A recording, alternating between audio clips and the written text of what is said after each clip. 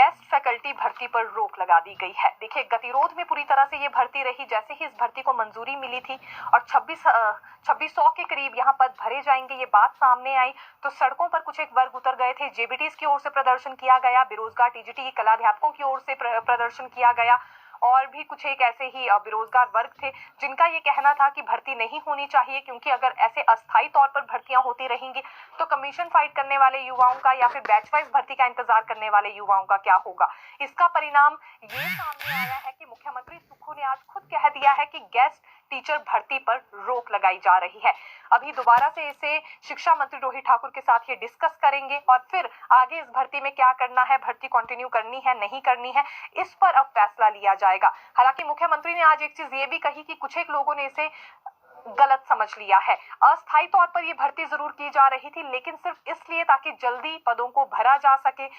Regular भर्तियां करने में समय लग जाता है, लेकिन अस्थायी तौर पर भर्तियां जल्दी हो जाती हैं और अभी शिक्षा की गुणवत्ता को सुधारना एक बड़ा मकसद है राज्य सरकार का, इसलिए ये भर्ती करवाई जा रही थी।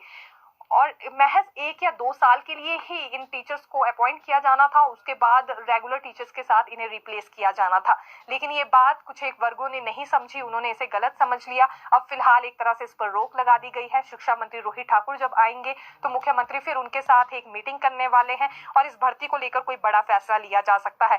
भर्ती कैंसिल होगी ये नहीं कहा गया है, केवल रोक लगाने की बात मुख्यमंत्री सुक्खू की ओर से इसमें कही गई है।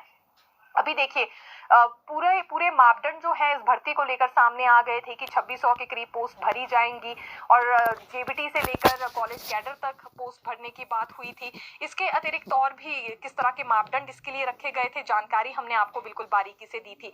सैलरी की भी जानकारी दी थी और कितने पीरियड लगाने होंगे इसमें, सीनियर सेकेंडरी में, हायर सेकेंडरी में या फिर प्राइमरी सेक्शन में कितने सेक्शंस लगाने, पीरियड्स लगाने के लिए बात कही गई है। तमाम चीजों को लेकर जानकारी सामने आ चुकी थी, लेकिन गतिरोध इतना ज्यादा बढ़ गया था कि जिसके बाद फिलहाल एक तरह से भर्ती पर रोक लगा दी गई है। अभी प्रोसेस आगे शुरू नहीं किया जाएगा और तब तक अब इंतजार करना होगा कि आखिरकार इस भर्ती के संदर्भ में क्या फैसला होता है, क्योंकि मांग तो इन युवाओं की ओर से ये भी की जा रही थी कि अगर गेस्ट फैकल्टी भर्ती में किसी को मौका भी देना है तो उन यंगस्टर्स को दिया जाए जो अपने रिजल्ट का इंतजार कर रहे हैं, जिनकी भर्तियां एक तरीके से फंसी हुई हैं, या फिर उन युवाओं को ये मौका दे दिया जाए जो अपनी बैच वाइज भर्ती का इंतजार कर रहे हैं। उनके साथ फिर ये जस्टिस हो पाएगा। लेकिन अब क्या कुछ होगा, भर्ती होती भी है या नहीं होती है, भविष्य में ही इस बात का पता लग पाएगा, विशेष तौर से तब जब शिक्षा मंत्री रोहित ठाकुर शिमला आएंगे। आज पुलिस विभाग की ओर से ही सामने आया था। जेओआईटी पोस्ट कोड 817 पर आना चाहेंगे। पिछले कल ये अभ्यर्थी आए थे ओक ओवर के बाहर।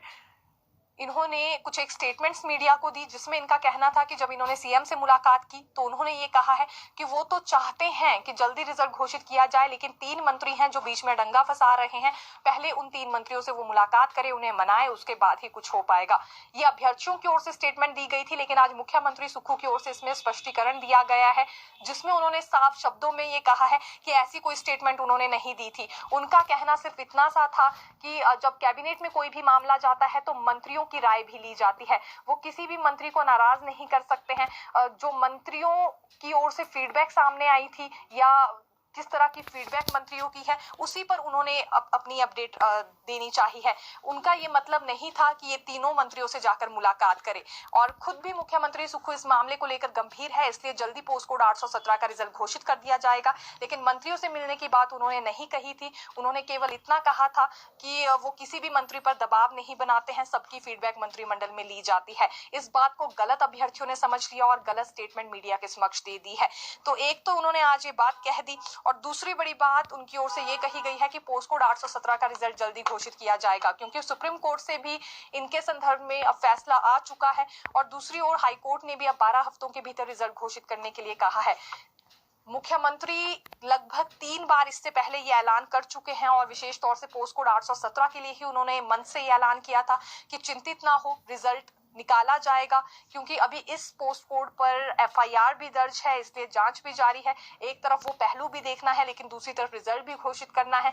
इसीलिए लॉ विभाग की ओर से ये राय दी गई थी कि कंडीशनल नियुक्तियां इन्हें दे दी जा सकती हैं रिजल्ट घोषित करने के बाद। तो इन सभी पहलुओं पर सरकार गौर कर रही है। थोड़ा सा धैर्य रखने के लिए अभ्यर्थियों को कहा गया है और एक तरह से गलतफहमी पिछले कल अभ्यर्थियों को हो गई थी। उन्होंने मंत्रियों से मुलाकात करने के लिए बिल्कुल नहीं कहा था, ये आज साफ शब्दों में सीएम की ओर से कह दिया गया है।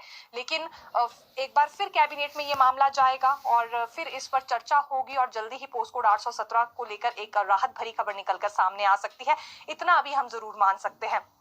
नेता प्रतिपक्ष जयराम ठाकुर ने भी क्योंकि इस पर टिप्पणी कर दी थी जब अभ्यर्थी ये कह रहे थे कि मंत्रियों से मिलने के लिए कहा गया है, तो इस पर दरअसल यहाँ विपक्ष का ये कहना था कि क्या मंत्री मुख्यमंत्री से ऊपर हैं, और इस तरह की टिप्पणियां जब की गई तो आज मुख्यमंत्री ने इस पर स्पष्टीकरण देना जरूरी समझा।